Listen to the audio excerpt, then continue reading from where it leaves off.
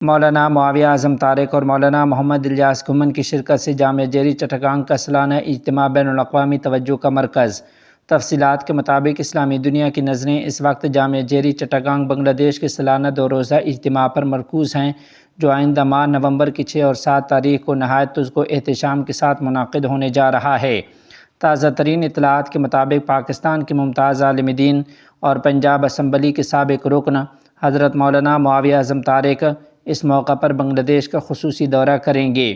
وہ جامعہ جیری چٹاگانگ کے سالانہ اجتماع میں بطور مہمان خصوصی شریک ہوں گے اور اپنے خطاب میں امت مسلمہ کو درپیش فکری، دینی اور تہذیبی چیلنجز پر روشنی ڈالیں گے، ساتھ ہی اتحاد امت کی ضرورت اور امت کی بیداری کا پیغام دیں گے۔ یہ بھی قابل ذکر ہے کہ اس سے قبل کی ایک رپورٹ میں ہم مولانا محمد الیاس گھمن صاحب کی شرکت کی بھی تصدیق کر چکے ہیں۔ یوں دونوں جلیل القدر علماء کی آمد نے جامعہ جیری کے سالانہ اجتماع کو بین الاقوامی سطح پر غیر معمولی اہمیت عطا کر دی ہے۔ منتظمین کے مطابق امسال کا یہ اجتماع ملک و بیرون ملک کے ممتاز علماء اور مشائخ، اساتذہ اور ہزاروں طلباء کی شرکت کے باعث ایک تاریخی اجتماع کی صورت اختیار کر لے گا۔